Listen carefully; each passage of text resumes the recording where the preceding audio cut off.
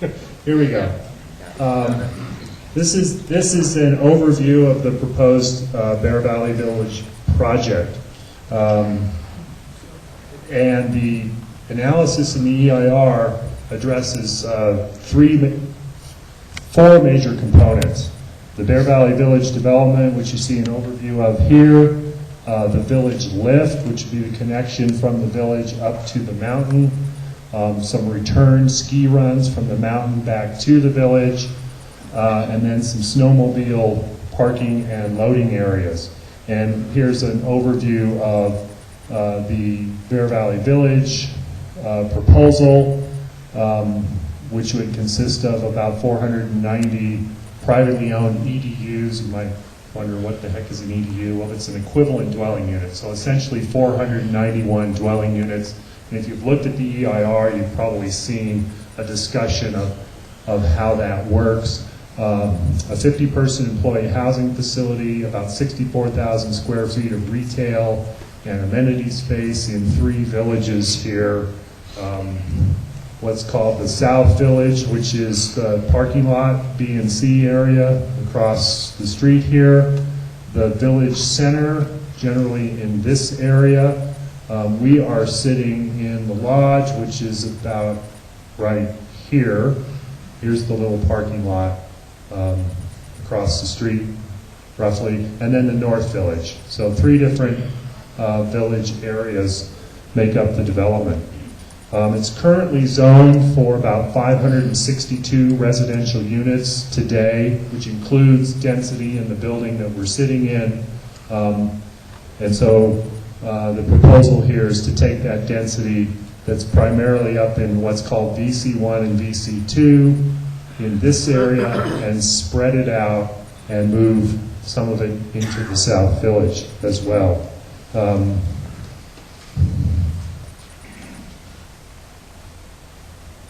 don't you keep it on this one for just a moment. The village center would, go back one. If your clicker It's delayed. Delayed reaction here. It was working great yesterday. Of course. Push There we it for go. you? There we go. Okay, the village center, which is the main commercial and mixed-use core, would consist of 215 dwelling units, or EDUs, and about just under 57,000 square feet of non-residential, which would consist of retail, commercial, and what's called amenity space as well. The North Village up in this area, approximately 129 residential units and 2,000 square feet of amenity area associated with this component. And then the South Village, 148 residential units, 50-person employee housing unit or facility down in this area. Quaking Aspen Road is roughly here. And then another 4,200 square feet of non-residential, commercial, amenity, retail in that area. So that's an overview of the project. The phasing for this, there are 4 phases that are identified in the EIR. And I'll just say one comment about the phasing is it's flexible and it's subject to change. But what's been proposed is that a portion of the North Village and the village lift, which is this area up in here, and here's the lift line.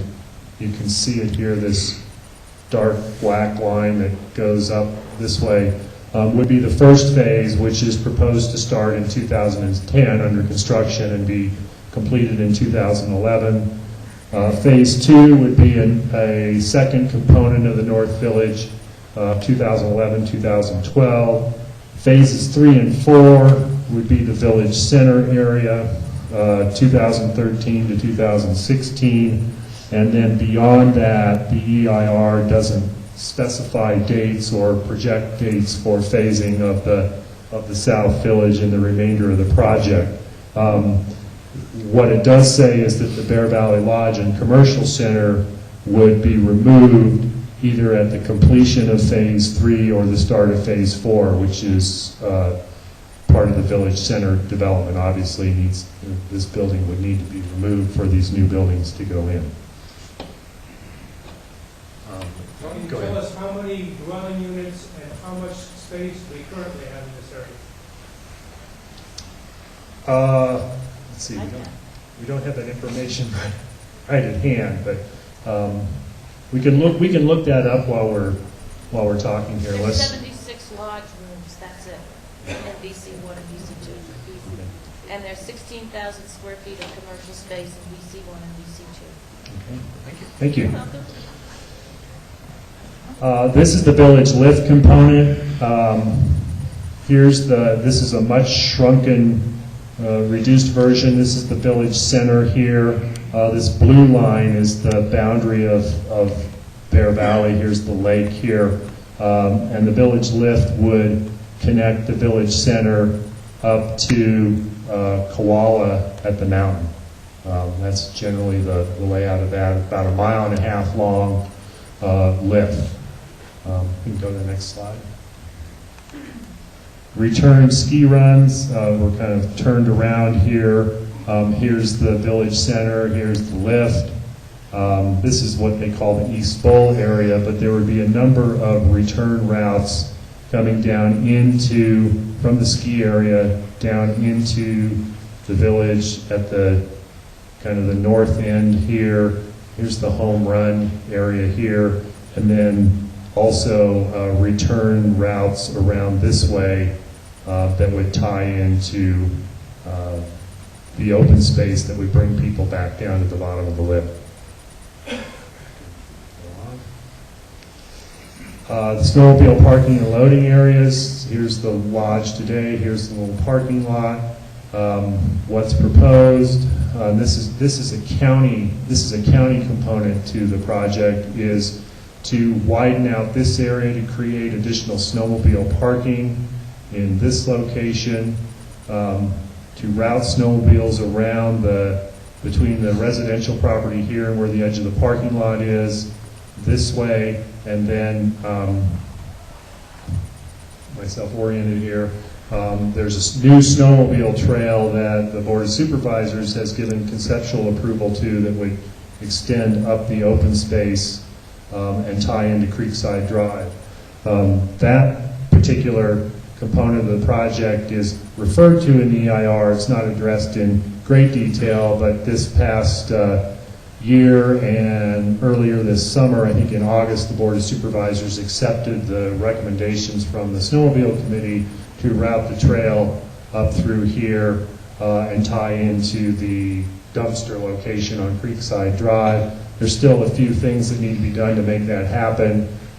What's going to happen this winter is continue to use the existing trail that comes straight out of the parking lot and crosses the creek and gets on the old road. So that'll be in effect for another season before this other trail's moved. So let's see, you can go to the next slide. Okay. As this project moves forward, there are a number of approvals from the county and other agencies that will be required. The major one here that is forthcoming will be approval of a general plan amendment and a zoning change for the project, which is essentially an amendment to the existing Bear Valley Master Plan, the 1978 document. This proposed project will be an amendment to that, and the applicants have filed that application. It is on file with the planning department, and it's pending review. This is part of the review process, is completion of the EIR, and it's expected that probably in early 2009 we'll begin public hearings with the Planning Commission and then eventually the Board of Supervisors on the project itself. The EIR is required to be completed before the county can take action on the project. With the EIR, we're in a draft stage now, and I think Scott's going to go into more detail on that process, but there'll be a final EIR that will come before the Board of Supervisors probably in early 2009, and if that document is accepted, and once it is accepted, then we can start the public hearing process on the general plan amendment and the zoning change itself. And that involves Planning Commission review and Board of Supervisors. When that's completed, in order to actually get approvals to start building the project, there are more site-specific approvals or applications that need to be filed. Tentative subdivision maps, that's a term from state law, but it's essentially the subdivision step of the approval. And then under the county's rules, all multifamily and mixed-use development requires a conditional use permit. So that's like a site plan review, a site-specific review of the proposed building and all the details that go along with it. Those would follow individually for each component of the project or each phase of the project, depending on how the applicants bring that forward. Both of these steps, the tentative map and the conditional use permit, require public hearings with the Planning Commission. They don't go on to the Board of Supervisors unless there's an appeal of those. So there will be additional public hearings on every site-specific component of this project. So I don't think there's anything in the project that wouldn't be either multifamily or mixed use. There's no single family residential in here that would escape that. And then also the county needs to take some action on the open space area to allow for the lift to be constructed and allow the return ski trails to come through county-owned or controlled open space within the village. And then finally, you go to building permits for all the detailed code compliance on the buildings themselves. I heard somebody asking the question about this earlier, about things like accessibility, handicapped access, those types of things. Those all get addressed at the specifics of the building permit application that comes to the county. So, next slide.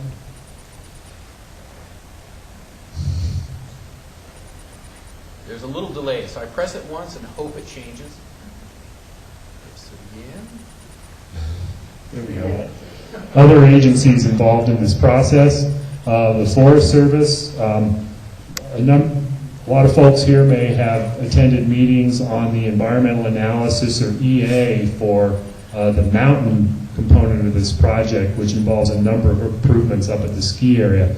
That's a separate process from this, and that EA process has been ongoing. I understand the public comment period on that component closed in August, but that deals primarily with improvements up on the mountain itself. Now, there are common things in here, such as the runs that come back from the mountain down into the village and the lift itself, that are addressed in both the county's process and the Forest Service's process. But the Forest Service will have approval of the village lift and the ski runs on the federal portion of the property, and then the county, of course, needs to has a jurisdiction over the portions of that on private property. There's a California agency that regulates the lift itself. The California Transportation Commission, which is a kind of a part of Caltrans, if you will, deals with issues on Highway 4 for intersection improvements, encroachments, and so forth. The Central Valley Regional Water Quality Control Board, Clean Water Act, stormwater types of permits, Cal Fish and Game, if there's any alteration of any stream bed areas or drainages associated with the project, they get involved. The Army Corps of Engineers for any wetland, federal wetland jurisdiction. There's, and this isn't an exhaustive list, this is just an example. There's also air quality, Regional Air Quality Board that has to issue permits for construction, and so on. So there's quite a menu, if you will, of other agencies that will be looking at different aspects of this project as it goes forward. So I think that's my part of the, oh, here's the, back to the snowmobile thing, just to touch on this again. This is the proposed new route through the county-owned open space. And these are just some of the components of that are part of that recommendation that went to the Board of Supervisors. Again, that's referred to in the EIR, but it's not really part of the proposed project that is coming forward. It's kind of a separate related item. So I'll turn it over to Scott. He'll give you more detail on the EIR process and get into the actual issues and items that are addressed in it. Thanks. Thanks, Brian. Okay, please bear with me with the slide turner here. I think it's going to work pretty well, though. What I'd like to do is provide an overview of the EIR process, explain the purpose of today's meeting a little bit further, and present the results and conclusions of the EIR, and then open it up for views, your opinions, your views on the EIR so far, and ask any general questions that you might have about me, about the process. All right. Well, first, a little bit about me. I want to clarify our role in the process. I'm the EIR project manager. I manage preparation of the EIR. I work for SWCA, Environmental Consultants, and we're the county's consultant. We're not the applicant's consultant, so working for Brian. I've done this for quite a few years, so I have a little bit of experience. I have 17 years of environmental planning experience, and possibly even more important, I have 36 years of skiing experience, so downhill and cross country. So, as Brian mentioned, this process has been going on for quite a while. A year and a half ago, we all met here for the scoping meeting. We took your comments back and did our evaluation, prepared a draft EIR, which was circulated to the public on that September 22nd. Now we're looking for your comments and the comments of the public agencies on how well we addressed the environmental issues. Pardon me. 1 second.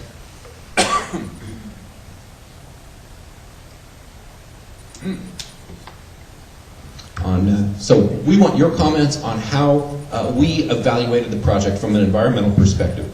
That's really what we're focusing on here. During the process, we held a scoping meeting, as I said. We also talked to a lot of different folks.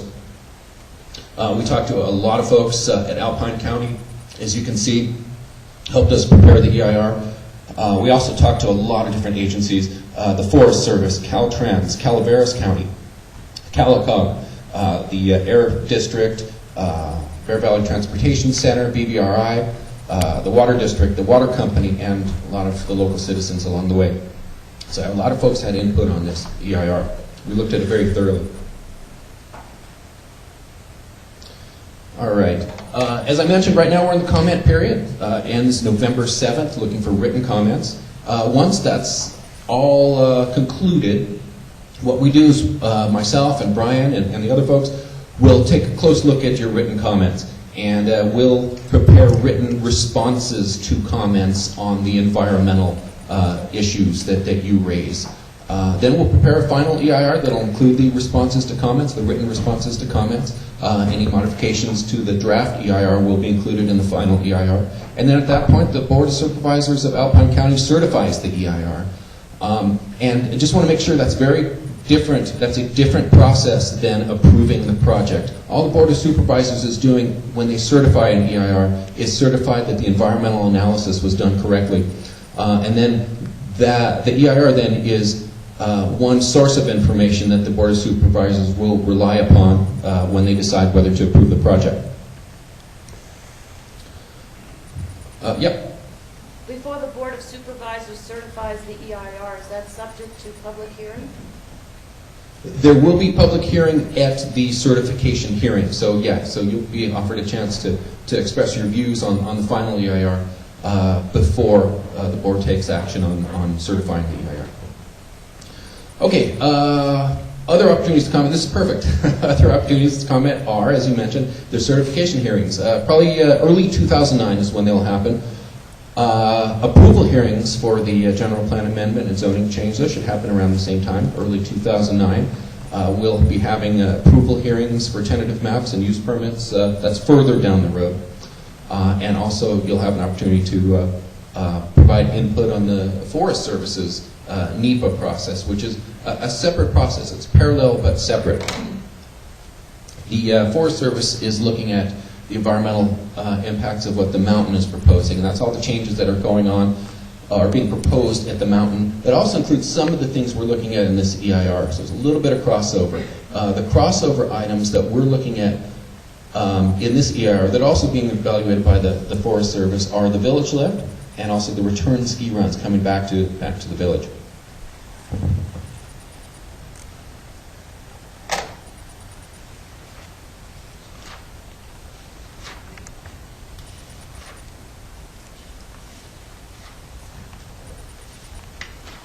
All right.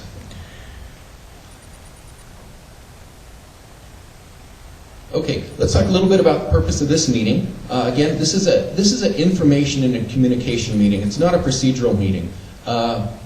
Hearings are not required for a draft EIR. Actually, hearings are not required for a draft EIR. They are recommended, though. So this is middle ground. This is a meeting. It's not an official county hearing. Purpose of this meeting today is to present the results and conclusions of the draft EIR, and that's why it's a draft, and allow you to express your views about our analysis and conclusions.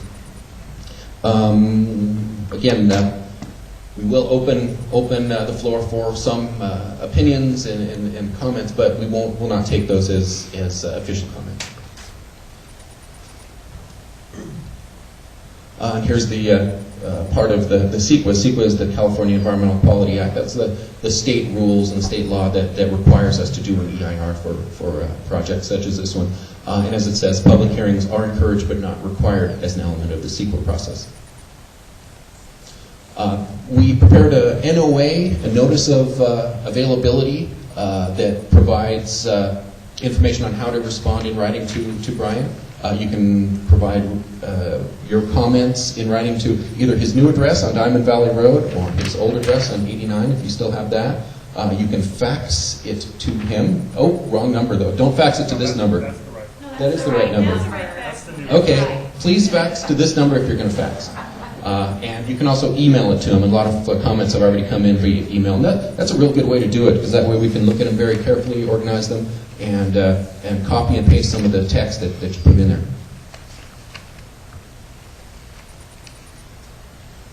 All right. First, I want to give you some tips on how to comment on an EIR, how to make the best use of your time. This is from the CEQA guidelines as well. This is what the state says. Written comments should focus on the sufficiency of the document in identifying and analyzing the possible impacts on the environment and ways in which the significant effects of the project might be avoided or mitigated. Comments are most helpful when they suggest additional specific alternatives or mitigation measures that would better provide ways to avoid or mitigate the significant impacts of the project. At the same time, reviewers should be aware that adequacy of an EIR is determined in terms of what is reasonably feasible in light of factors such as the magnitude of the project and the severity of the likely environmental impacts and the geographic scope of the project. So please, it's best to keep your comments related to our job, how we did evaluating the environmental impacts of the project. If you submit comments about whether you like the project or don't like the project, we'll take those, but we won't really be responding to those because those really don't relate to the environmental issues unless you tie them to environmental issues. Do you have any copies of the CD with you today? I don't. You're looking for copies of the environmental document. You can download it from the county's website. You can also, the NOA, which we have a copy of on that table right next to you, has instructions on how to order a CD from our printer. Great, thanks. All right. So again, the purpose of today's, the purpose of the EIR is to provide information on the significant environmental effects of the project and to identify feasible alternatives and mitigation measures to avoid or reduce those significant environmental effects. We found significant impacts in a variety of issue areas: snowmobile circulation and traffic, parking, noise, employee housing, wastewater disposal, climate change, biological resources, water quality, public services, aesthetics, soils, cultural resources. It looks like a lot of issue areas where we found significant impacts. Many of these are very typical of a project of this size.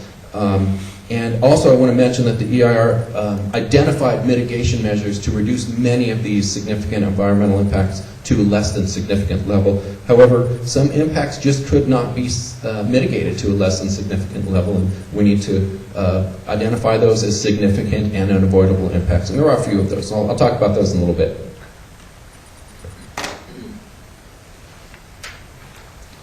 Some of the key significant unavoidable impacts are traffic on State Route 4, traffic noise here in town during peak traffic periods, construction noise during construction, snowmobiles in a few locations, and emissions of greenhouse gases and the contribution to climate change.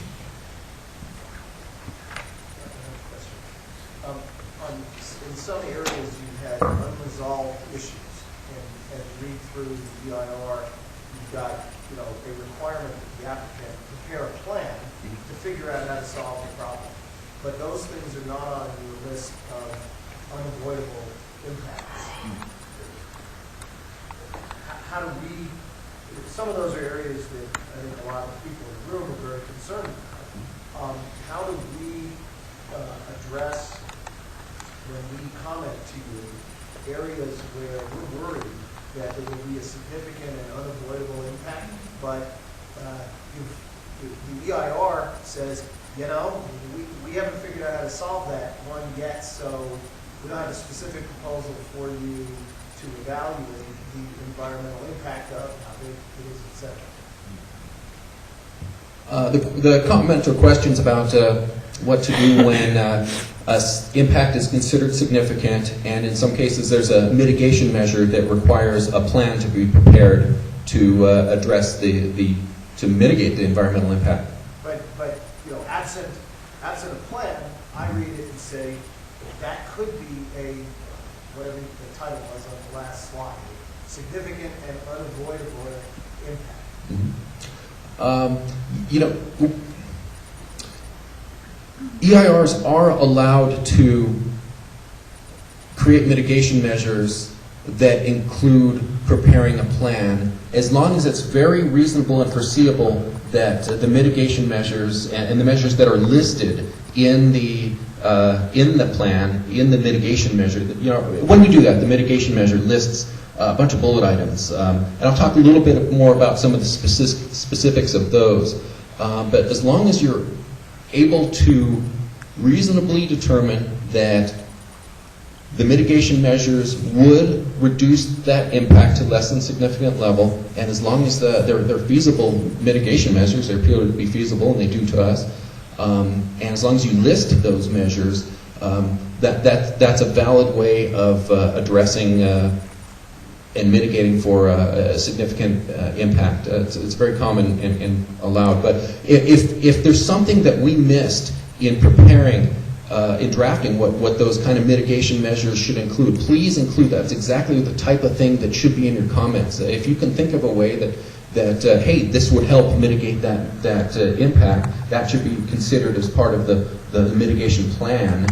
Please include that. I mean, that's exactly what this process is for. Is it our job, the county's job, or the applicant's job to figure out how to mitigate impacts? It's our job. It's the EIR's job to do that, and in some cases yes, the county's job, yeah, and we help them do that as their consultant. But with input from the public, this is a public process. I understand that. Okay. But in other words, it's entirely likely that the draft EIR will be certified as final without having a parking management plan in place and as part of the document that is certified. Yeah, yes, we intend that the EIR will be certified based on the mitigation measures that we identified, which are sound mitigation measures and are allowed under CEQA. We're allowed to deal with it this way because we do clearly specify what types of measures will need to be done to reduce the impacts. If you were to certify the EIR with subsequent impacts that have no identifiable plan or mitigation factors put into it at this point in time, does that mean when it goes to permit use or to be approved for permits and conditional use permits, that those permits will not be issued until these problems have been addressed? Absolutely. If you'll notice, there's a timing mechanism in every single mitigation measure. There should be. And definitely is in every single mitigation measure of the type that you're talking about. If there's a plan, there's a timing mechanism for the applicant preparing the plan. In some cases, the county will be preparing the plan, but in all cases, the county will be reviewing the plan and will need to approve it before issuing the permit that's tied to that impact. And will there be hearings to review for instance, the parking management plan? Will there be county hearings to review that? As Scott just mentioned, if it's tied to a particular component of the project, there's a public hearing on that component. So if the plan is required prior to phase 3, building 10, then that plan really becomes part of the project proposed at that time and is subject to the public hearing. So the answer is yes, it'll be incorporated in. So there'll be opportunity to comment on whether or not that particular plan for that issue is sufficient or not.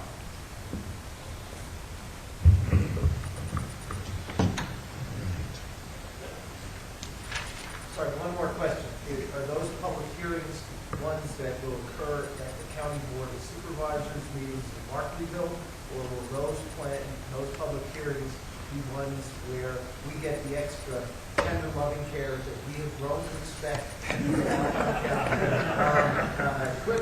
You guys have really done a good job about communicating with the community, and so has the applicant. And it is just a big difference for most of us if it's a publicly accessible hearing in Markleeville or here where many of us have residences. Especially in the winter. Yeah, we'll do whatever we can. It's really going to be up to the Planning Commission, the 5 members of the Planning Commission, and then the 5 members of the Board of Supervisors, if it comes to their level as to where to hold those hearings. We did that a year and a half or so ago for the Creekside, which is Willows, I think is the name of it now, and the Black Forest, which they've changed to High Camp. We actually kind of compromised. I think we held those hearings in Jackson, so we sort of picked a midway point.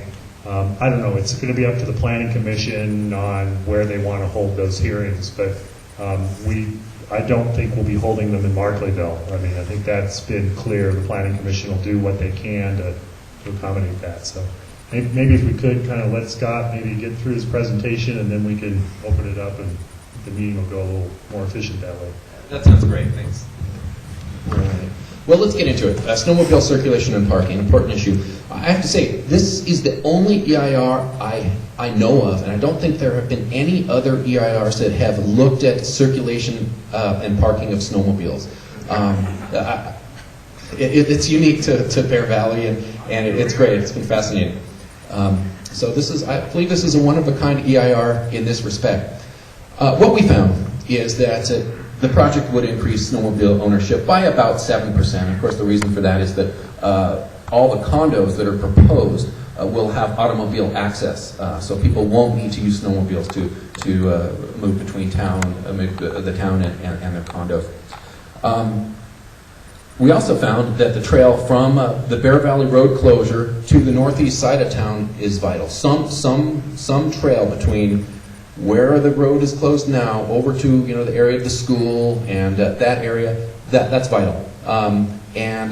So the EIR includes mitigation measures to ensure continued access and reestablishment of the 2006-2007 trail through the open space parcel E, and that's consistent with the conclusions of the Snowmobile Committee. We also found that the county's proposed snowmobile loading areas on the west side of Bear Valley Road, just north of the closure, would replace the capacity and the function that would be lost at the Lodge Lot snowmobile parking area when it is closed. But we did find that snowmobile loading would shift from the Lodge Lot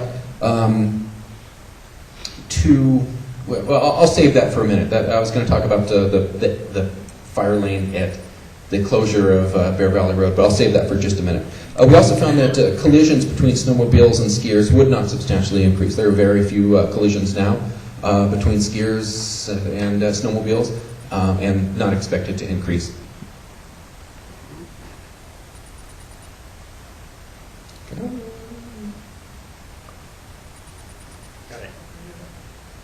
Thank you. All right.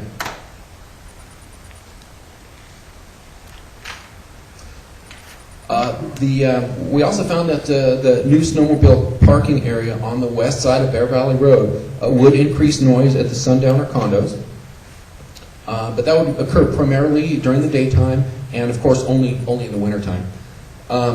We found that the noise from the snowmobiles at the Sundowner condos would exceed the county's exterior noise levels. The county has standards for noise levels. The county has interior and exterior standards for noise levels.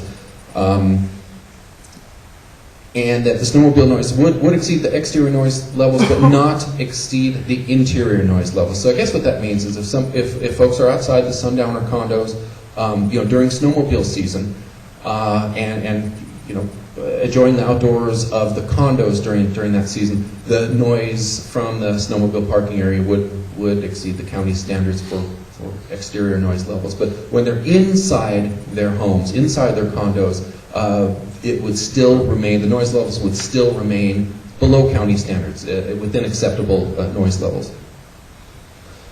We also found that the trail through open space E would increase noise at some nearby homes. And the EIR includes trail grooming techniques that were identified by the Snowmobile Committee to reduce noise at some of the nearby homes. And those would include grooming the trail by trenching it into the snow and thereby creating a bit of a sound wall with snow. A little kind of buffer some of the noise between the trail and the nearby homes, and also by enforcing noise restrictions. Can I ask a question, clarification? Is this trail through parcel E also going to be used by skiers coming down from the mountain to access the lift? The question was, would that trail through open space parcel E be used by skiers to come down the mountain? I don't think that's the expected route of the return trips by skiers from the mountain. Although, correct me if I'm wrong, there would be nothing to prohibit skiers from using that trail. There's a point at which they have to cross it. Okay, and there's a point where they would need to cross it. But my observations of hanging around here during the winter a little bit and watching snowmobile activity, it seems like the snowmobilers know where the congestion areas are, and they really seem to slow down in those areas. So we're not expecting a lot of conflicts. Or accidents. There have been only one accident in the last few years between snowmobilers and skiers, and that was a pedestrian. That was a DUI incident, and that person was arrested. In those projections, was there an analysis of the increased number of skiers that the project would anticipate bringing into the village, and so therefore that interaction between snowmobilers and skiers, does that reflect the projected number of new people, or is that based on the people that would have skiing and using trails and accessing town today? Yeah, we didn't quantify the number of skiers that would be returning to town, but Yes, you did. You said there would be 4,000 4,000 skiers returning to would town. be using the lift from town. Yes. So is that? So I don't know that that's returning to town. I think that's people using the lift. Although, I guess. How would they get back if they go on? Yeah, that's a good point. So, sir, so what's the answer to the question? The anticipated interaction, negative or otherwise, with snowmobilers and skiers, is that based on current skiing numbers or projected skiing numbers? Our judgment, we didn't quantify that, although I guess we can, was based on our qualitative understanding of the situation. But that would be a great comment to ask, and then that'll make sure that we do what we can to tie the numbers together and do it that way. Thank you. Okay.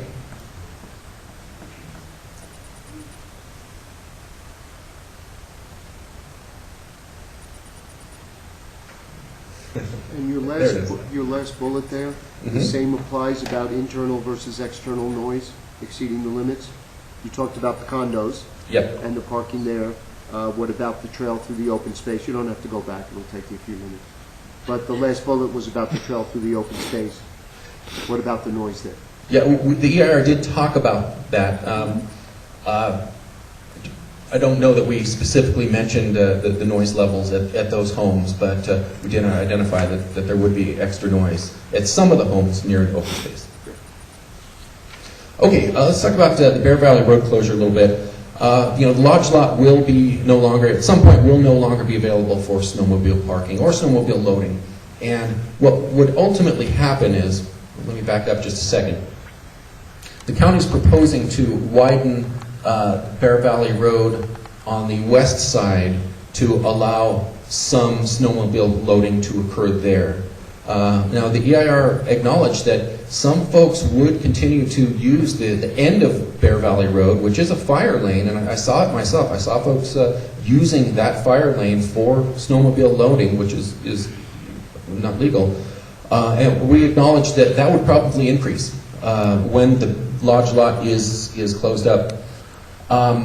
We also acknowledge that the county's snowmobile loading area on the west side of Bear Valley Road would take up some of that function. We also are acknowledging that snowmobile loading will need to, a lot of it will need to shift to Lot B, and also that the county will install signage at the fire lane, clearly stating that you can't park or load in the fire lane, that it's a fire hazard and subject to citation. So that was one of the issues that we found and I wanted to make sure we identified. Yes? That should be loading at Lot C. Lot C. You don't load in Lot B is the lower, Upper. the upper one. B. Yeah, so C, it's Lot C. C is the upper one. No. B is the, B is the upper one, C is the lower one, C is the one that you load. got it. Let me make a note of that. I thought I had that straight.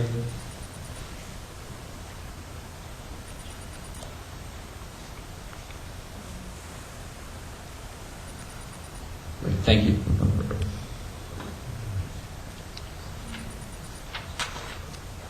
Okay, let's talk about automobile parking a little bit. Important issue. What we found was that there would be no net change in the number of parking spaces after construction of all phases. First of all, this discussion I'm going to have right now is after construction, after build out of all the phases. We looked at the parking capacity. There will be no net change in the number of parking spaces. But that said, the village lift and some of the commercial uses will increase demand on peak days. We found that there would be sufficient parking on most days, but on peak days there could really be a insufficient parking.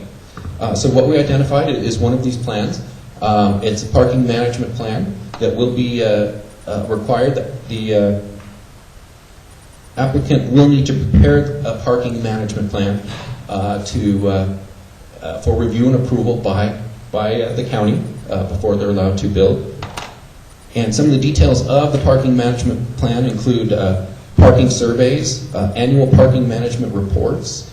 The applicant will have to, there may be parking permits issued, parking signs put up, parking enforcement, and some of the details of the parking management plan that will be required are on page 3934 of the EIR, so you can read a little bit more of that. A very quick question on that. The north lot is owned by the applicant. Mm-hmm. When you talk about having no net change in number of public parking spaces, does it include spots currently in the north lot? It does. It includes spots in the north lot. It includes on-street parking spaces, and the way that those will be made up is in the proposed South Village parking structure. Which may or may not be built. And good point, and we do evaluate, we do analyze that alternative as well. I believe the first point is incorrect. And I say that because in the winter, there is parking along what used to be a road in front of the transportation center. Mm-hmm. And I believe that during the construction of the very first phase, that will probably be eliminated thereby eliminating potentially 20 to 30 spots in the winter time. You're talking about the road north of the lodge lot, the one that goes up there. Yes. Yeah, and that is included in the on-street parking analysis. Okay? It is included in the numbers. So that will not be removed It would be removed at some point, but in the winter time? are you saying during construction or after all the construction's done? I'm talking about during the winter months, Uh-huh. in the years to come, and let's say the next 3 years, Mhm. will those spots be removed in the winter? At some point, they would be, yeah. So there will be a net change for us in the wintertime. You pointed out in bullet 4 that there is sufficient parking on most days. Mhm. What we are all concerned about are parking on peak Sure. days, where sometimes there have been no spots available. So now you'll be removing an additional potential 20 spots in that road area, Mhm. not that, if you call it on-street parking. So I don't understand the first point. Yeah, and that's after construction. This really looks at this, what I'm talking about now is after construction of the entire project, because those, The entire. yeah, those spaces would be made up for in the South Village parking structure. That's what we're talking about in this impact. But then, is there any discussion about what happens in the interim? There is, yep. And I'll get to that in just a second.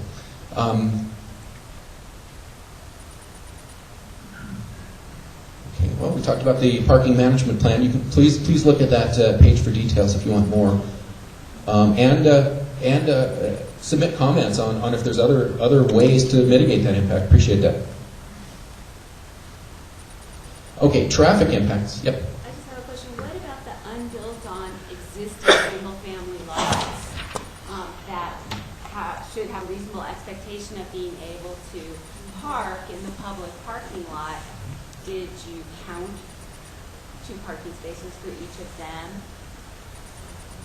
You're talking about existing Bear Valley homeowners or residents? Existing unbuilt upon lots that ultimately will be built on, and those people have the right to park in public parking in the valley since they can't drive during the winter to their house. It seems like you would need to include those in that total build-out of parking. Because it's reasonable to expect that if you build out the village center, that also the surrounding parcels will ultimately be built out. Well, we did look at the net change with, what the EIR looks at primarily, although I'll answer the rest of this, is what's going on right now, or actually what's going on when the notice of preparation was circulated, which is a year and a half ago, and then add the project to that. That's what the EIR is required to look at.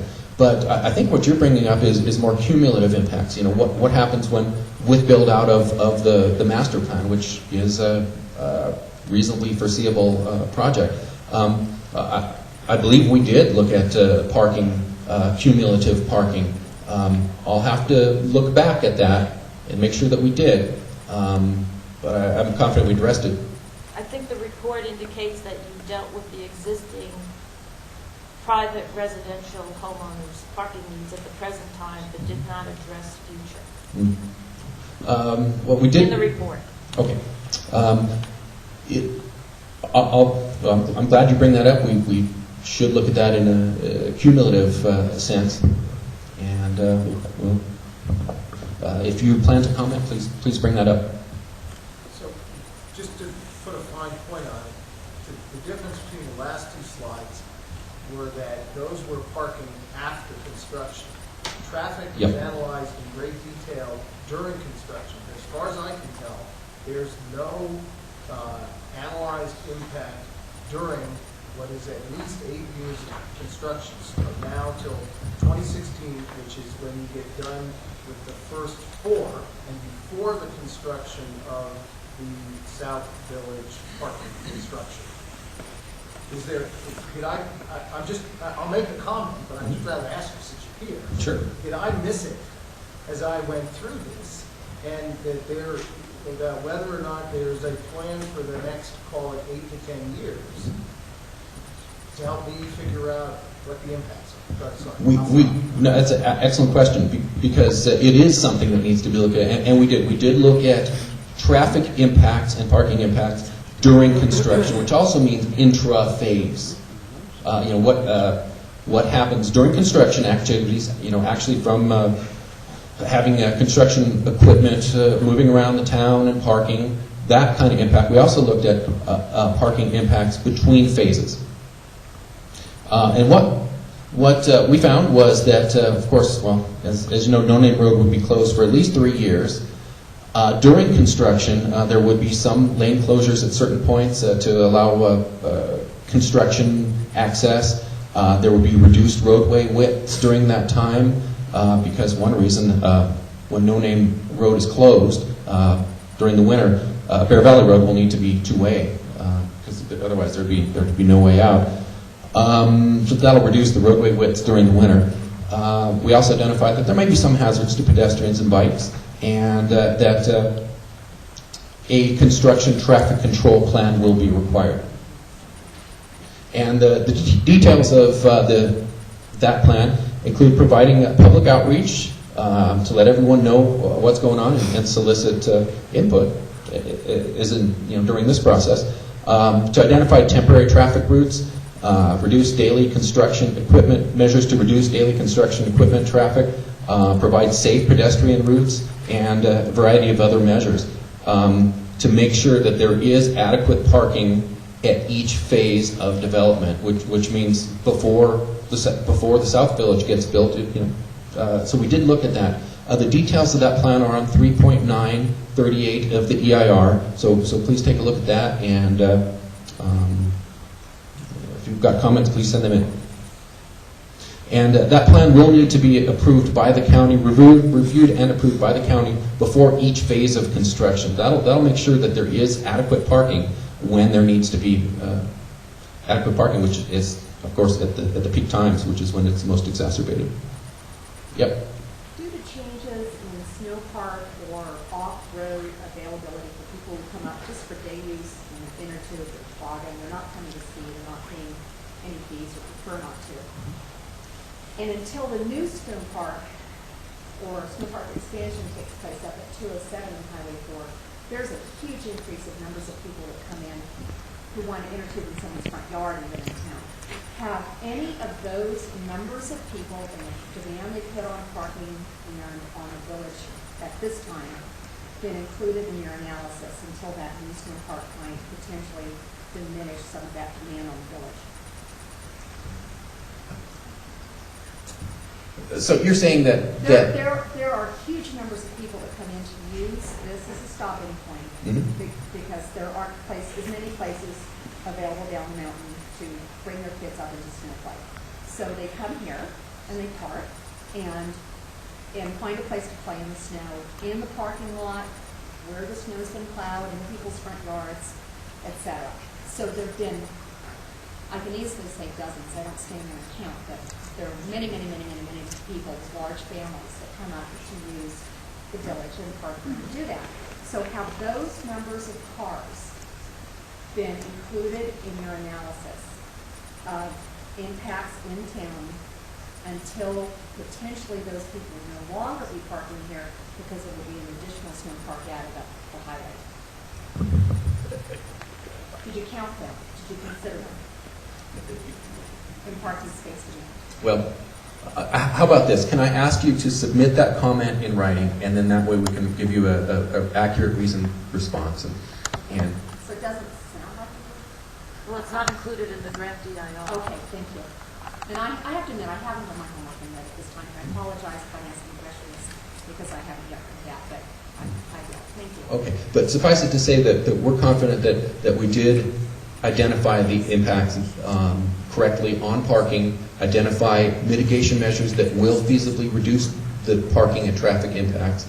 Maybe not all the traffic impacts. Okay, thank you. But, yeah.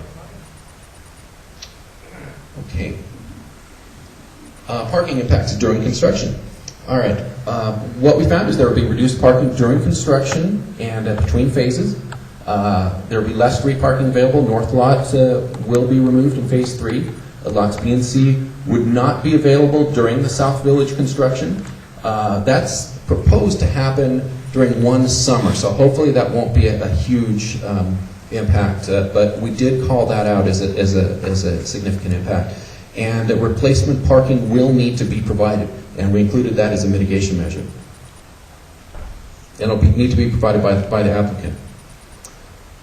Traffic impacts, another important issue, especially on State Route 4. We found that, first talking about internal roads, Bear Valley's internal roadway system would not be significantly affected by traffic. Of course, there will be additional traffic in town, but it would not exceed the levels of service that would cause it to be considered a significant impact. That's not the case on State Route 4. The increased traffic on State Route 4 would require several intersection improvements, especially at Bear Valley Road and State Route 4, and the proposed intersection of Creekside Drive at State Route 4. State Route 4 traffic would increase substantially, especially during the peak traffic periods, and that's you folks know better than me when that is, but generally it's summer and winter weekends. Traffic volumes in SR4 near Arnold, Avery, and Murphy's would exceed Caltrans standard for level of service, and we identified that as a significant impact. The traffic analysis found that in order to reduce that impact on the level of service on State Route 4 for the project, and also for cumulative projects, adding all the cumulative projects together and this project, up to 29 miles of passing lanes would be needed to reduce those impacts to less than significant level.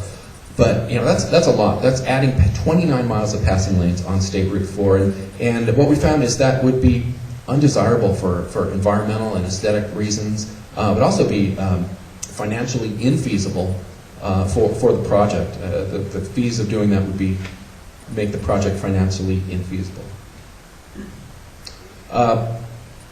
So what the ER is requiring is that the applicant provide fair share funding of State Route 4 improvements in Arnold and Murphy's, and the details of that mitigation measure are in the traffic section of the EIR. I welcome you to refer to those for more information. Noise from construction and traffic. Construction noise would impact some nearby homes, near the construction areas, of course. Also, the school is close to some of the construction areas in the North Village and in the Village Center.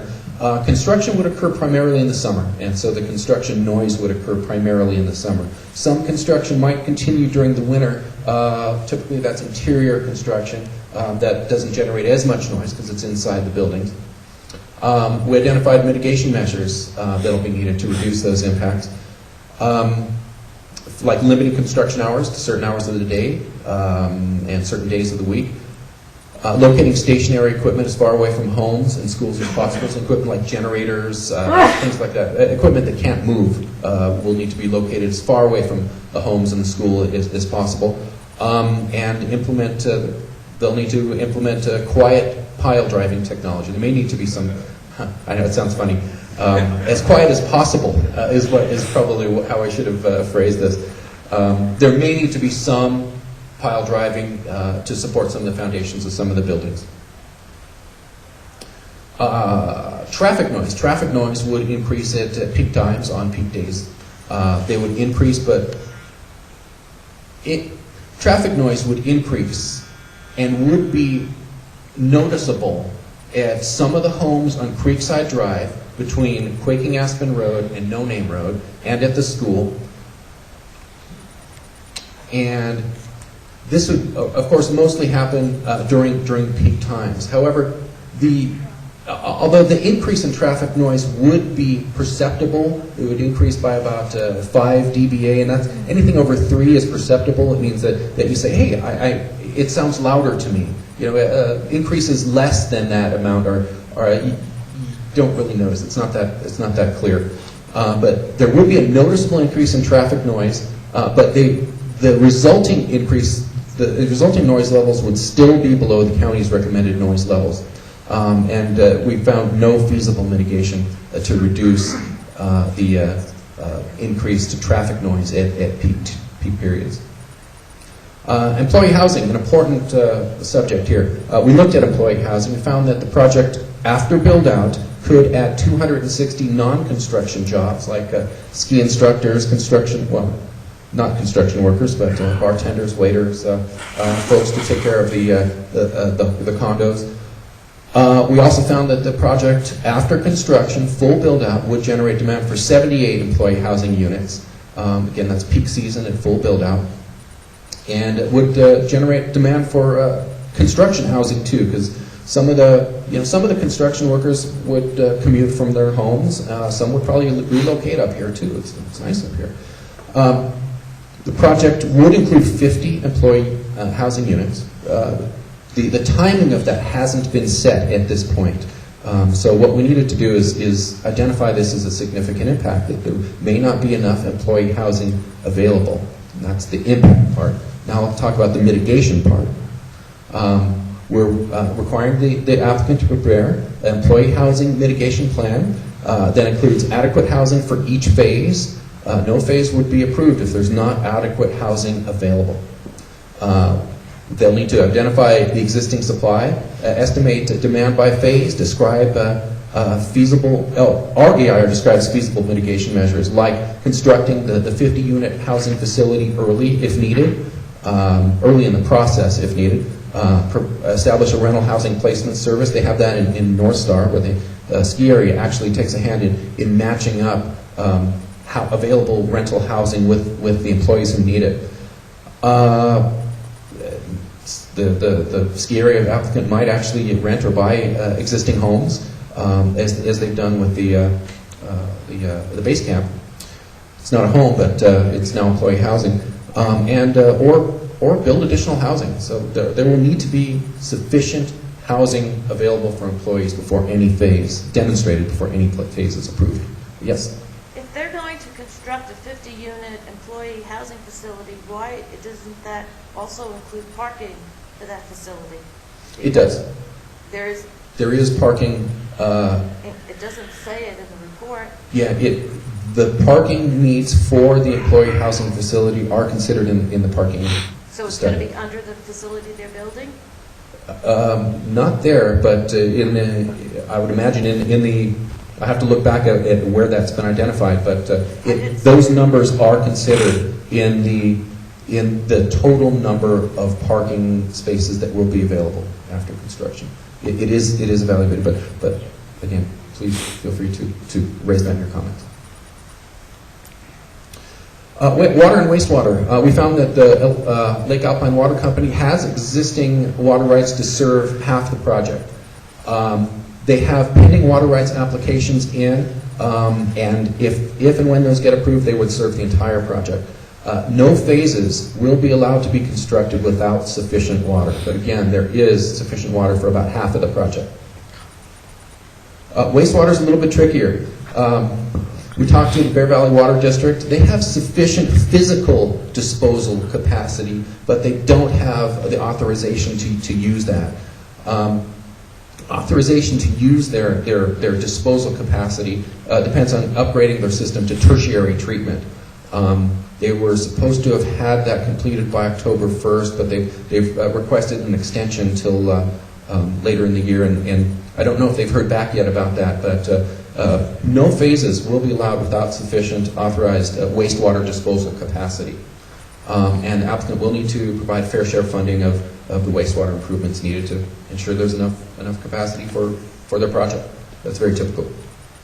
So do you know offhand, when you look at the water availability for the project, do you take into account average water levels? Do you take into account peak times? Do you take into account drought conditions?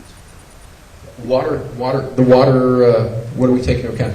You know, it's all spelled out pretty well in the EIR. I'd refer you to the... Don't know offhand. It's okay. Yeah, I'd refer you to that section, and also the water supply assessment. Make sure that when you ask for a CD, it'll be on the CD, but to get the technical appendices, and that has the water supply assessment in it. You'll see how we did it. Great. Thanks. Or refer to section 3.5 of the EIR. Oh, this is water quality. Best management practices will be required to protect the water quality during and after construction. Very typical. Biological resources. We identified some significant impacts to biological resources, all of which would be mitigable to less than significant. There will be no impact to Yosemite toad or mountain yellow-legged frog. There were protocol level surveys done for those. They are not in the project area, so there will be no impact. The project would impact less than 1 acre of streams and wetlands. Could impact 2 special status plants, although there's mitigation to make sure we avoid that or mitigate for that. Could be impacts to nesting birds and pallid bat, which is a special status species. Climate change. We did look at climate change. We looked at climate change in terms of the project's contribution to statewide emission of greenhouse gases. And of course, the project would generate greenhouse gases. You're going to have increased vehicle trips. You're going to have some stationary sources like the restaurants and any project. Most projects, and this one generate greenhouse gases like CO2, methane, and we took a look at that. First of all, I'd like to mention that the project does have several design features to reduce vehicle trips. Most of the greenhouse gases are generated by the cars. The project's a mixed-use project, multifamily project, and infill development. Those help reduce vehicle trips over other types of development. The project's being designed to be pedestrian-friendly, and the village lift would reduce personal vehicle trips up to the ski area. Can I ask a point of explanation? What does infill development mean? Infill development is... There's no definition in there. Yeah, there isn't. It's a jargon. It is jargon. That's a good point. Brian, you're the planner. I know what it is. I don't know that I'll have as good an explanation as an actual urban planner. Well, we're not urban planners in Alpine County, but infill development, just very simply, is where you have an existing community that's built up, and you have areas within that community where you're concentrating development. I think, looking back at this first slide that we showed, the village is really infill within Bear Valley as opposed to something that might be built a mile or 2 down the road or something like that. So it's just kind of a general term to describe development that goes into an existing community. Thank you. He did a better job than I would have. Yep. Recently enacted state law mandates that there be regional planning regarding transportation and climate change. The Central Valley counties in the 9-county corridor along 99 and 5 have had a difficult time meeting that expectation. Are there similar expectations in the foothill counties? And is Alpine County required to do regional planning to look at all of these impacts in an cumulative sense in working with Calaveras and adjacent foothill counties?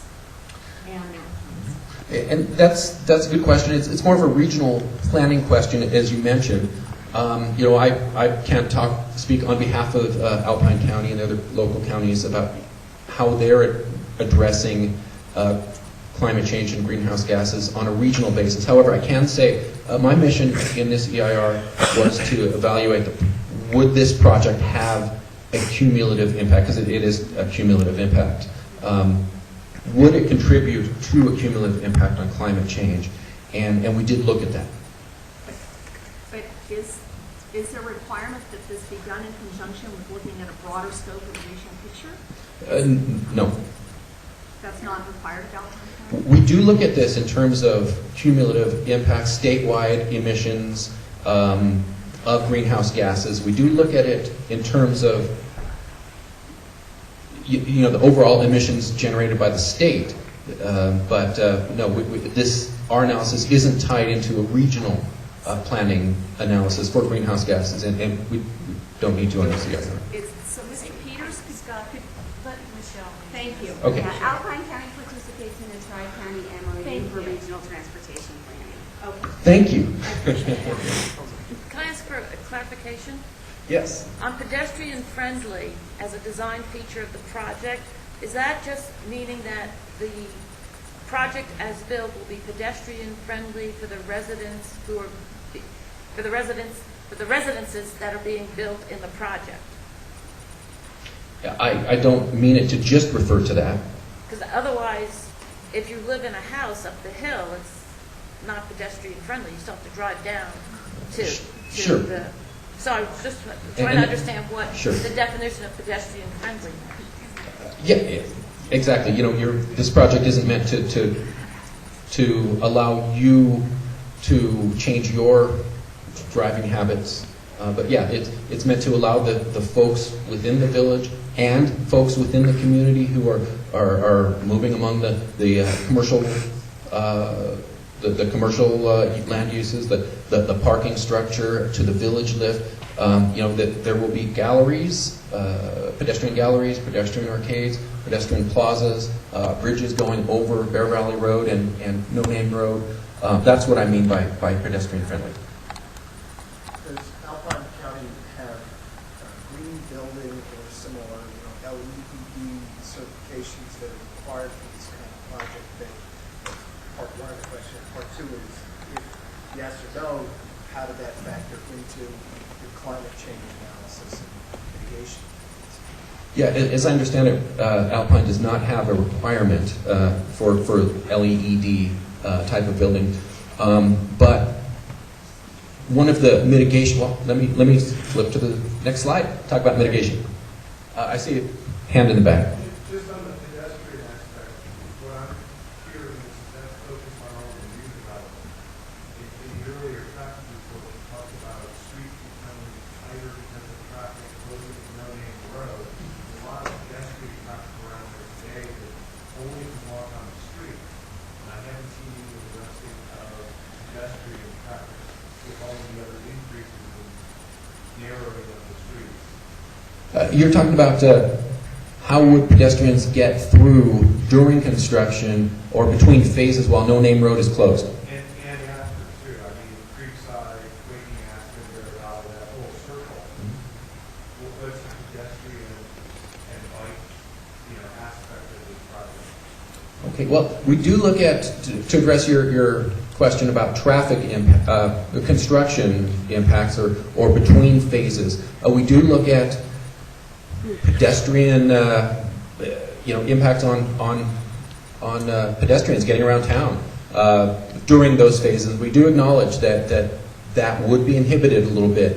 And so part of the construction traffic management plan that the applicant will need to prepare and be approved by the county before they build is one of the things they need to do is look at how the pedestrians are going to be able to get through and come up with ways to allow for the pedestrians to still be able to get around town without too much detour. I can't say that the existing pedestrian routes are going to remain the same during construction because it's just not going to be the case. But the traffic construction mitigation plan needs to address pedestrian access during construction and between phases.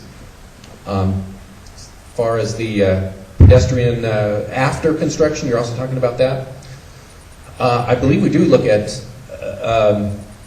whether pedestrian people still be able to get around after the buildings are built. In fact, I believe in many cases it'll be an improvement as far as there will be snow removed from the public walkways, the new public walkways, bridges over the streets. So we do look at that. But I would refer you to the traffic section of the EIR. Okay, back to mitigation for climate change. Well, first of all, as far as the greenhouse gas emissions of the project, the project would generate a substantial amount of greenhouse gases. We acknowledge that. Let me get you the figure so you can see it. It's in the EIR, but after construction and after everything's built, the annual CO2 equivalent generation will be 7,400 metric tons per year. I'll put that in context in just a second. During construction, all the construction phases together would generate 6,500 metric tons of CO2 equivalents. To put that in perspective, that equals a construction would equal a 0.001% of the current statewide greenhouse gas emissions. So a very small fraction. And total annual operation after everything's built would be 0.0015% of the current statewide generation of greenhouse gases. So very small fraction. However, we do identify that impact as a significant cumulative impact. What is the current annual percent? I don't have it on top of my head. I don't have the current annual generation of greenhouse gases by the state, but it is in the EIR. I urge you to look at the climate change section. Okay, for mitigation, the applicant will need to prepare a greenhouse gas reduction plan for each phase. The EIR will, we list measures endorsed by the California Attorney General's office that address energy efficiency, renewable energy, water conservation, solid waste, and vehicle operation. And you can look at the details of that mitigation measure on page 5.7 of the EIR. Now, with all those heady issues behind us, we're almost done, but I wanted to mention some of the less than significant impacts of the project that we found. Still a very important issue is aesthetics. We found that the project would not be visually prominent from State Route 4, so it wouldn't have any, it would have a less than significant impact on views from the State Scenic Highway. It would change views of the project areas, meaning the development sites. I mean, no doubt it's going to change the views, and no doubt it's going to substantially change the visual character of Bear Valley by creating a new core village. But we found that the project would not substantially degrade the visual character of Bear Valley and would not adversely affect any scenic vistas within Bear Valley. What criteria did you use? Our professional judgment. I've been doing this for many years, and so it's based on our professional judgment. Aesthetics is interesting. It's a bit of a subjective. There's no clear numbers. If you want clear numbers, go up to Tahoe. It's fun up there. No, I don't want numbers, I want standards. Standards. Yeah. I don't need numbers. I'd like to know what the standards are. The standards are included in the levels of significance that are listed in the aesthetics section of the EIR. The way the EIR works is, and you probably know this. I don't want to underestimate it at all. The EIR sets up levels of significance. Okay. No offense meant. I'm just trying to provide some information. The EIR sets up levels of significance that if a project were to exceed this level, the impact would be considered significant. What we do in our analysis is we determine whether the project, as compared to existing conditions, would cause an exceedance of those significance criteria. And that's what we judge against. And those are listed in the EIR section. I could read them. Do you want me to? No, I read the whole thing. Okay. Please go, please. Huh? Keep going. Keep going. Okay. All right. Thank you.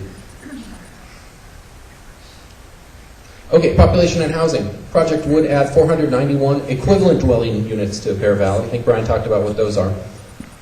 Would add about 6 permanent residents to Bear Valley. Doesn't sound like a lot, but most of these would be, we're figuring most of these would be second homes. The math is included in the EIR. The project, the population and housing growth figures that we calculated are consistent with the growth planned in the Bear Valley Master Plan. Wouldn't exceed those. And let's talk about architectural significance.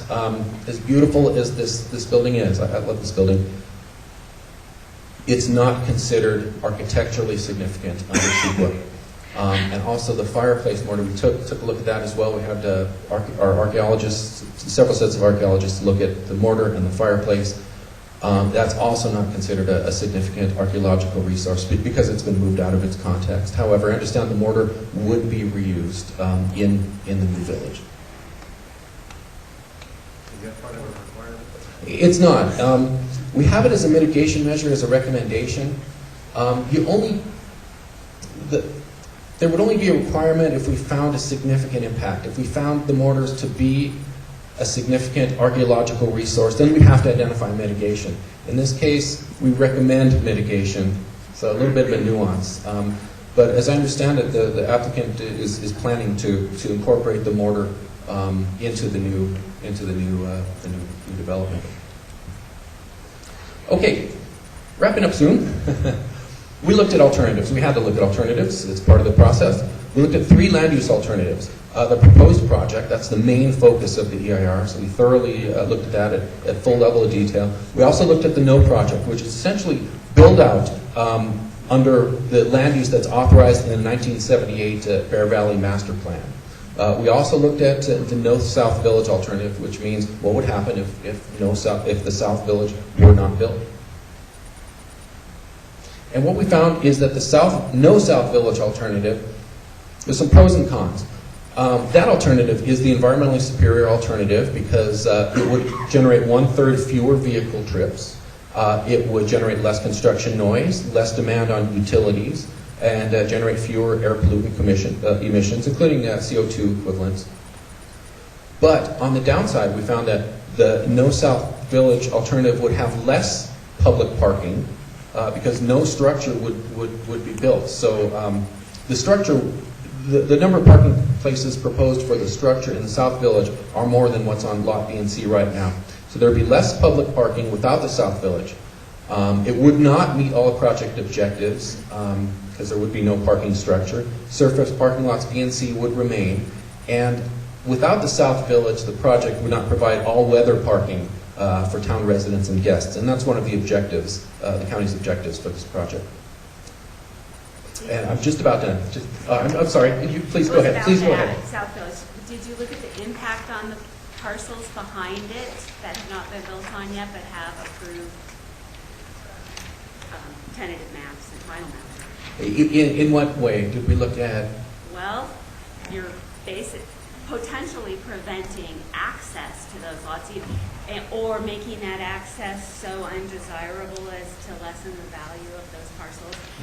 Potentially limiting the views, because we're talking about a pretty significant structure here. So. Yes, we did. The answer is yes, we did. We looked at, and this is going to be you'll find this discussion in the project description. We looked at whether the project would affect any driveway access to those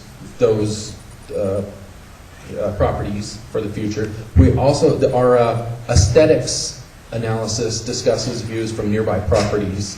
And you were also talking about, there's one other issue. Well, it's just light and views from those parcels. Now they're looking across parking lots or snow or cars. Yep. And now they'd be looking into the side of a parking garage. Sure. We do talk about effects on views from nearby properties, and that would be included in that. And one of the things you did mention was economic values. EIRs, fortunately for me, I'm an environmental analyst, not an economic analyst. EIRs are not required to evaluate economic impacts. Economics comes in to the EIR process in really one way, feasibility of an alternative or feasibility of a mitigation measure. So we did not need to look at economic impacts of the project. So hope that answers your question. Let me just wrap up my formal structured presentation. And once again mention, this is how you provide your written comments. And please, those are the comments we'll be reviewing and responding to. All right, well, let me open it up for any further views, comments, questions. Yes, sir. I don't think the EIR addressed the loss of the lodge parking lot with respect to loading and unloading ability for especially those of us who walk in. We need some place to unload our car with our sleds, our groceries and so forth during the winter months. And the mitigation didn't address that issue, and there are also other homeowners that go up the hill, get their snowmobile, and come back down the hill and use that for loading and unloading. So I don't think it addressed that. You're talking about the lodge lot loading area? Large lot, yeah. Got it.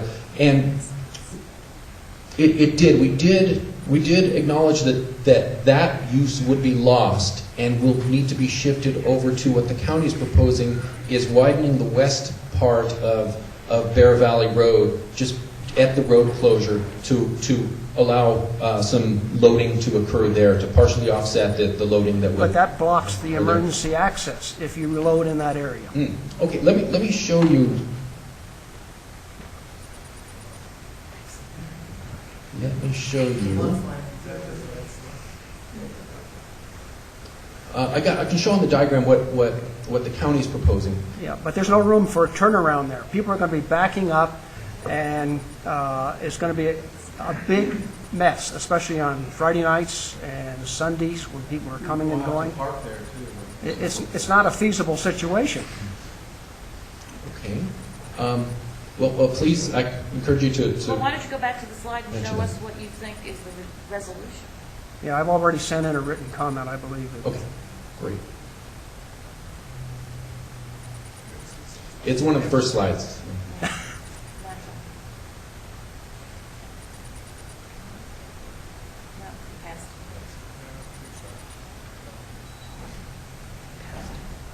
There it is. Okay. Yeah. Here's the road closure right here. Lodge lot is here. This is the county's proposed snowmobile parking area, but you're talking about loading. What the county's proposing is to widen this part of Bear Valley Road on the west side within their right-of-way and provide some snowmobile loading in this area. Yeah, well, I'm not speaking of snowmobile loading. I'm speaking of unloading one's car. Car loading. You're talking about car loading, yes. Yeah, where do you park the car to unload, to put your stuff on your snowmobile? Yeah, you're going to block that emergency access. Even though you're going to sign it, Rick isn't going to stand out there 24 hours a day. Stu, okay. Right now, it's just a 40-foot road right-of-way, but it's 80 feet. I mean, the road is Yeah, but you can't wide. turn around in there. No, there's going to be like a what they were looking at, I don't have the diagrams right here, was a mushroom-type effect, hammerhead kind of a thing. And no, it wouldn't address everything, but there would be room in there for turning around, because where you think the lodge parking lot starts, it doesn't, or where that dirt area is, it's going to widen out more. Well, I understand that. Yeah. But from a numbers point of view and from a practical point of view, cars cannot circulate in there as easily as they do now presently in the lodge lot. Exactly, and I think we all agree with that. But there is more area there than I think that you are visualizing. No, I visualized, yeah. Okay. Yeah. It's not a good situation. It needs to be expanded or some other means incorporating the lodge lot into a turnaround area.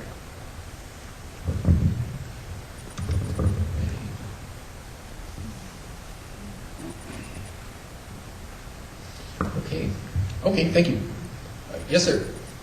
Could you go into more detail about the dimensions of the area on the right-of-way? Because my understanding of the right-of-way is it's probably centered about Bear Valley Road. It would impact both sides of the road, so you wouldn't be getting another 40 feet unless they probably getting 20 feet. I would have to take a closer look at exactly where the right-of-way is, but I don't have that in front of me. So I have a question on process, some clarification for something you mentioned earlier. So if there are impacts that the EIR stipulates will not be mitigated, no way to mitigate them, and the EIR is accepted, it will stay that way and permits will be issued. I believe you said that it would be taken care of before permits are issued. I don't think that is the case. Can you clarify that, please? So there's impacts. The EIR says no way to mitigate it. Everybody says, oh wait, and EIR is accepted. I believe that becomes record, and then permits are issued despite that. And I thought you said to somebody's question that those things would be taken care of before the permits are issued. Okay, I understand what you're saying. Okay.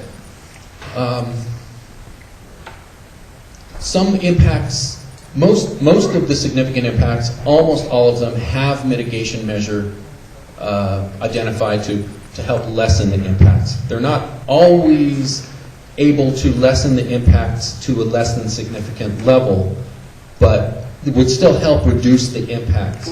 All those mitigation measures would still remain. The project would not be off the hook for implementing those measures. It's just that the county will be acknowledging that it won't be able to. There's no feasible way to get that impact to a less than significant level. And the county is able to certify the EIR like that. It happens very often, very typical. Also, the county is able to approve a project that has significant unavoidable impacts. And I just want everybody to understand that. I don't think that was clear when you said it earlier. I didn't. That when the EIR is accepted, then the permits can be issued against that with no other changes. Whether mitigations, whether things are mitigated or not. Just so everybody understands Fully the mitigated, process. whether it's fully mitigated. Correct. Yes, absolutely. You're absolutely right. Okay. Yes, sir. So, one small question.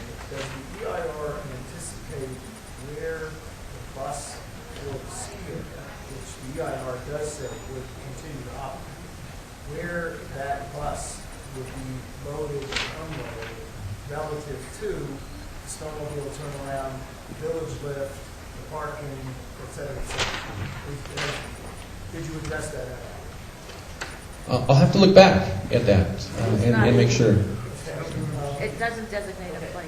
And then my second question has to do with the interaction between the ski areas plans and the EIR for this. If my understanding is correct, this is the EIR just for the village development. Correct? It is plus the village lift and the ski runs returning from the ski area to the village, yes. Okay. And so should we assume that the only runs that would be coming back down into the village would be the ones that are shown in the map that's included in the EIR?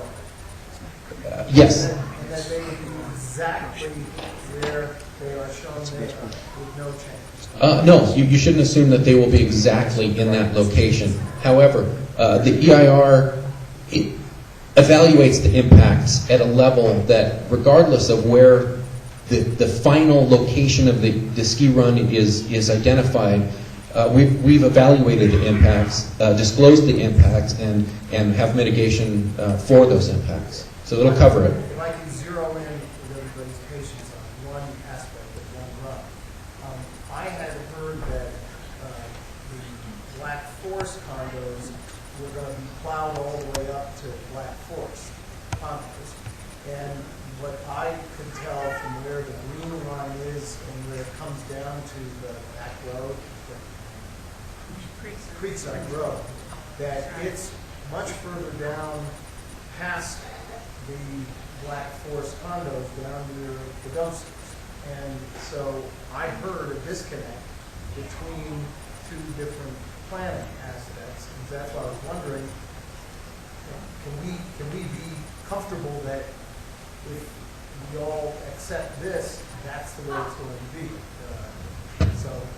There could potentially be some modifications to the precise alignments of the runs, including that one.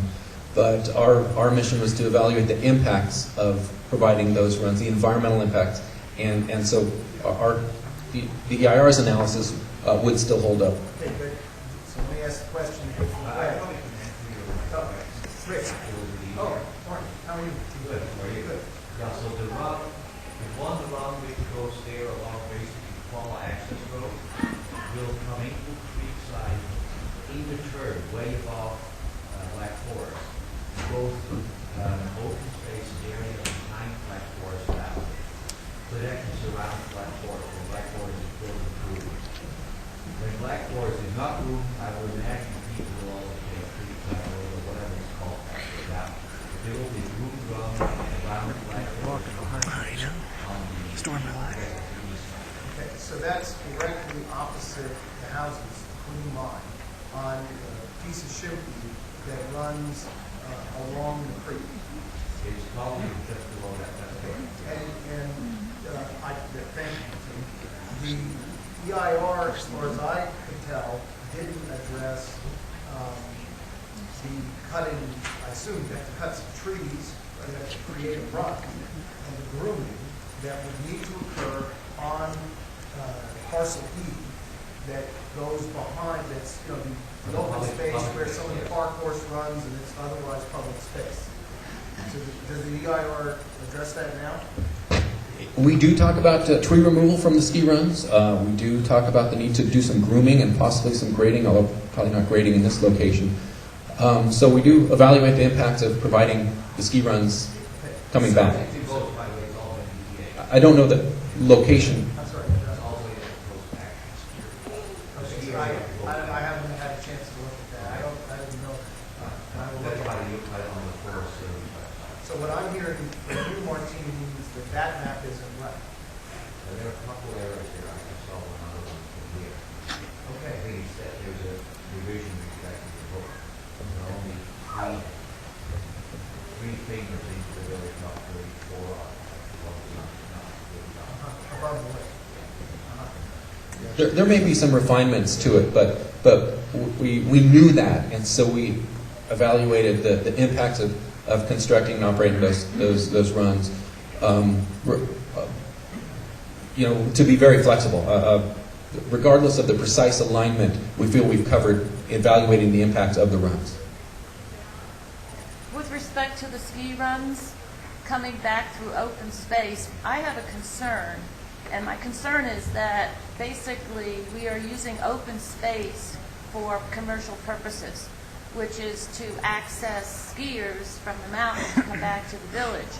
And I think that is really in contravention of the CC&Rs that the homeowners have with respect to the open space area. And I've addressed this with the Forest Service in their FEIA during the summer. I don't know what the resolution is going to be, but I do think that everybody should be aware that basically open space is now being used for commercial purposes, and I don't think that was what was intended when the open space areas were allocated within the development. Yes, sir.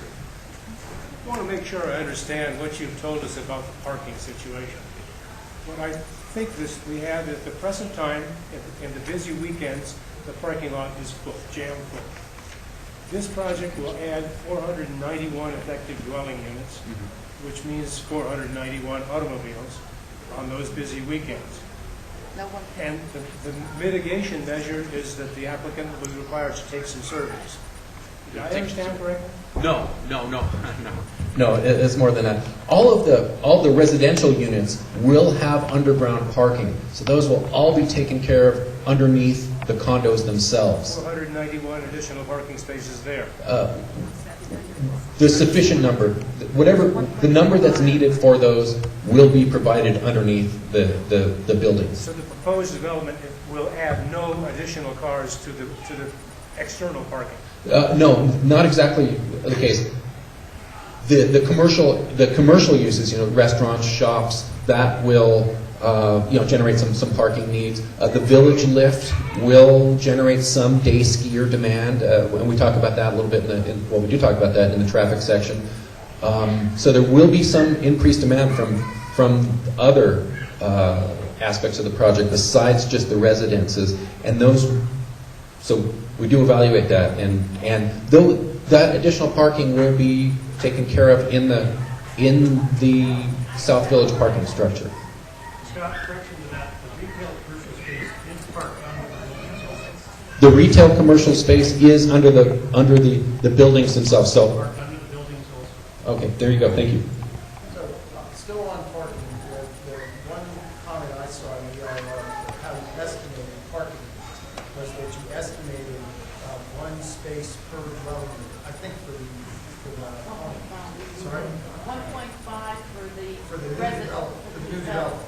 Can you tell me what number you used to estimate the number of parking spaces needed to meet the existing and could be built residences? And the reason I ask the question is we regularly have another family who comes up with us on the weekend so we end up with two cars, and we have one house. And so I'm just curious what number you used.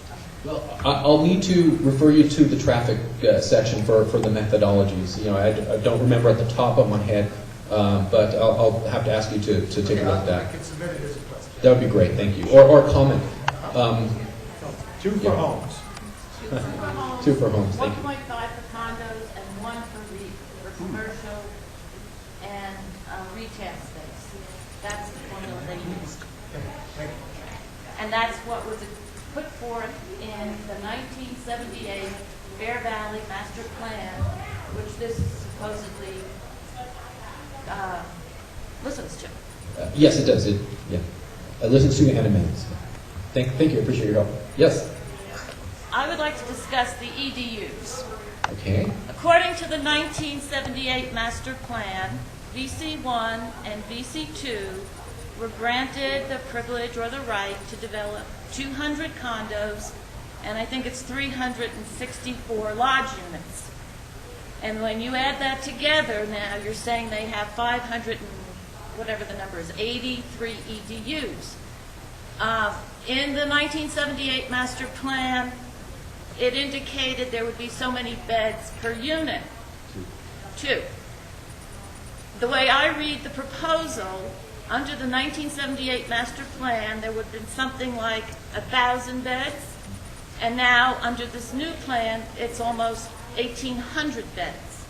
There is absolutely no discussion in your environmental impact report on the increase in the number of beds. You just slide over the fact that an EDU today is equivalent to what was approved in the 1978 plan. And I don't see how you can say you've done a thorough job when you don't discuss this and you just put in this new description of an EDU and use it as differently than what was in the 1978 plan. And that's never been discussed or addressed in the report.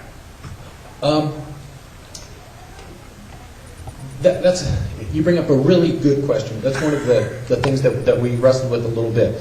We did discuss how we came up with the number of EDUs, how we calculated EDUs, 1,350 square feet per EDU.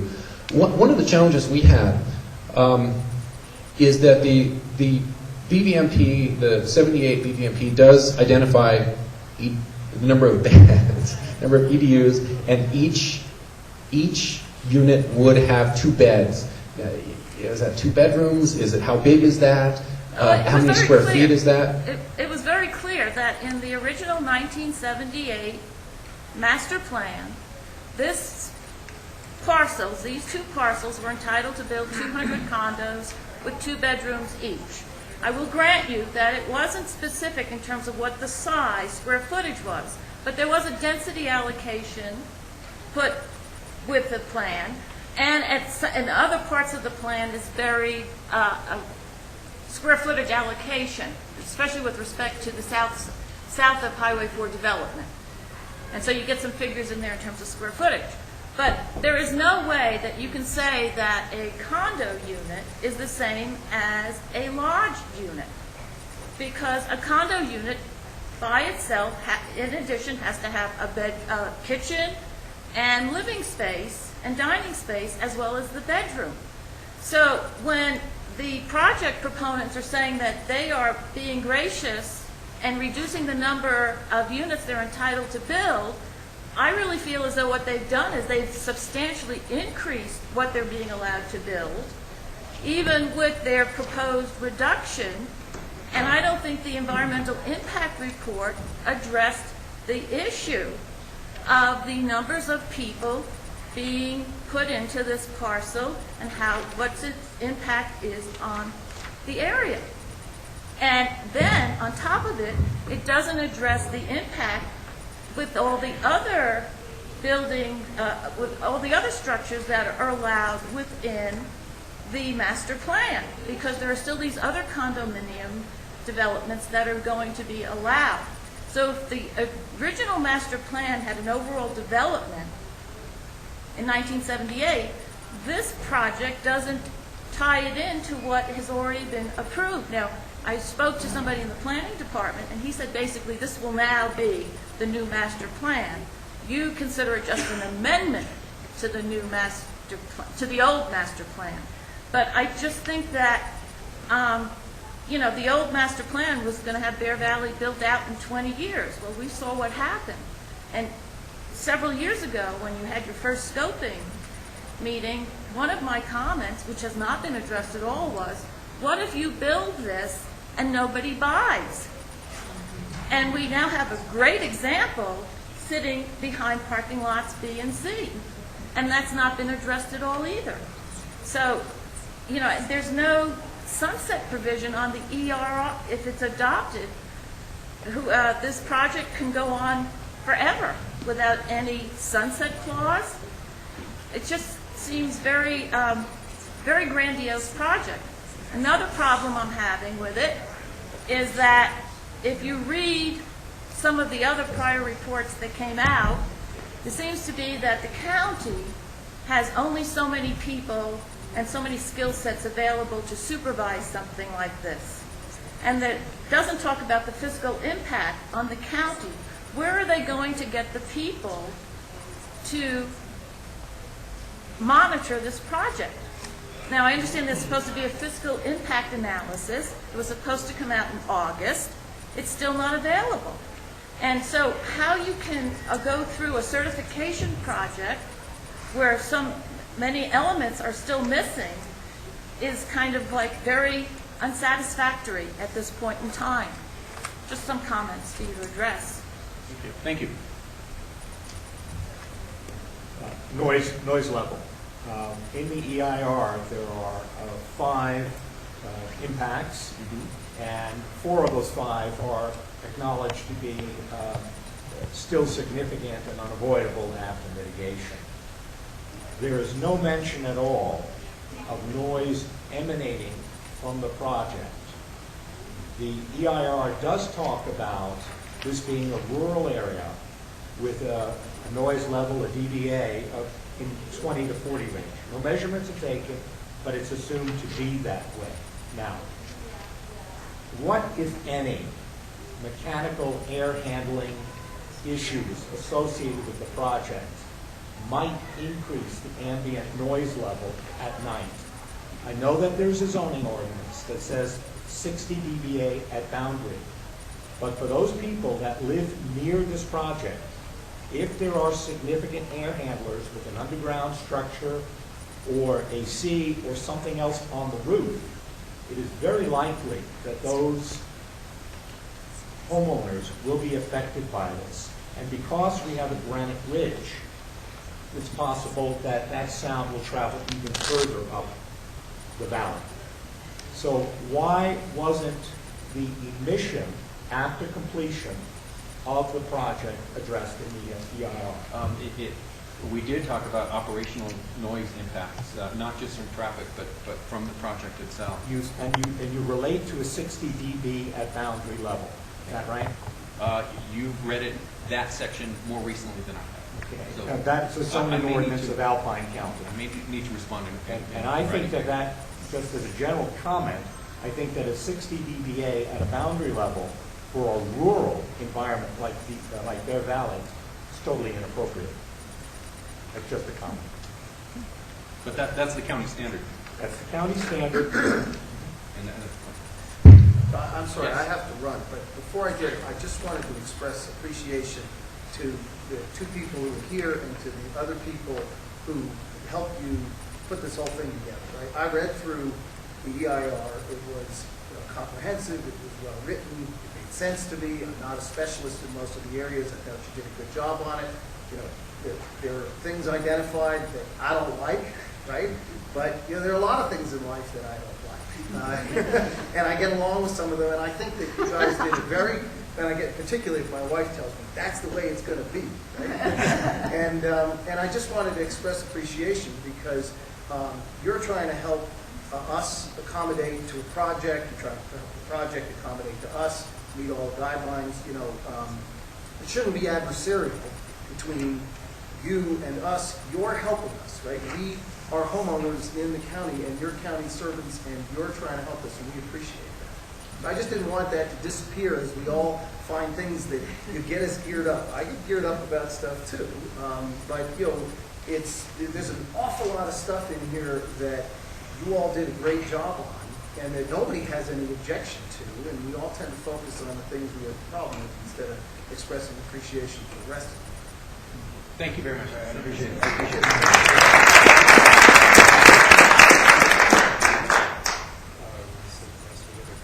Yes, sir. Does the volume of comments make any difference? It doesn't. What's the question?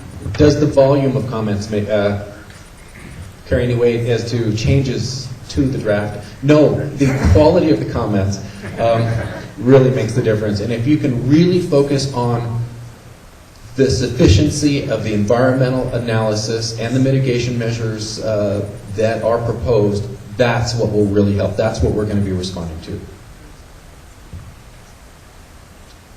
Anything else? All right. Yes, sir. I have a question for Brian. There's a comment made a few minutes ago, I'd like you to comment on this, that the EIR would replace the 78 master plan. The 78 master plan has a lot of requirements concerning the new subdivision tracts of Bear Valley, CC&Rs, architectural review, and so forth. Do those sections of the 78 master plan stay in effect? Does this EIR amend the master plan, or does it replace it? Well, it amends it and replaces it only with respect to the project at hand here, the proposed project. So this area on this map here, the VC1, the VC2, and the parking lots B and C. So that's the only part of the master plan that this project will affect. The rest, the balance of the master plan for the residential areas and all the other areas around this, and also the south side of the highway, that's in the old 78 plan, that all will stay intact. And actually, the EIR won't do it, the general plan amendments will do it. That's right. It's the general plan amendment and the zoning change that will actually make that amendment for the project, go into effect To if the it's master approved. plan? Pardon? To the master? To the Bear Valley Master Plan. That's right. So would the amendment to the Bear Valley Master Plan include the fact that whatever is built within VC1, VC2 has to be consistent with the design features adopted in the 1978 Master Plan? Well, there is a requirement in state law that when you amend your master plan, you have to make consistency findings with existing master plans. You have to look at neighborhood compatibility issues. It's a whole number of things. I think Scott made a comment at the outset that this EIR, the information in the EIR is just one element, granted a large one, of the information that the Board of Supervisors will ultimately have to consider. So there are other things outside of this process, including the fiscal and other relevant issues that the board will look at when they take up the project itself. Brian, and I believe that none of the aesthetic materials, size, any of those really apply to commercial or multifamily buildings currently. The CC&Rs only apply to single-family residences. And traditionally, Alpine County has, through the conditional use process, sort of tried to impose some of those requirements on commercial and multifamily. That's so right. That they're consistent. Right. The question was about CC&R architectural standards. That's right. In Bear Valley, it only applies to the single-family neighborhoods, but we have tried as best we can to incorporate requirements into the commercial projects, including the one across the parking lot there. That was looked at as far as trying to make it fit in. So, Brian, there have been two coincident events associated with this review period. One is the unprecedented financial crisis of our nation and world, which is affecting all of us in some way. And number two, the upcoming election, the presidential and state propositions, which demand some of our time to review those propositions as we vote on November 4th. Is there any possibility of a slight extension of the review period to accommodate these events? Well, we're pretty much sticking by the book of CEQA with the 45 days. I suppose if there was some compelling and universally felt reason to extend that, the county can consider that. But at this point, I think we're sticking with the November 7th comment period. I mean, the document's been out since September 22nd or 23rd, so I think we feel comfortable that 45 days is a good period of time. Just as an example, we had a group of 13 that had hoped to review different sections. And of that 13, I think there were 4 contributions. Obviously, the financial crisis and other issues affected their ability to respond. And so, it's possible, but this is a 67-page document with peripheral documents to read. It's substantial. Okay, any other comments before we wrap up and go out and enjoy the weekend? Thank you. Okay. Thanks again.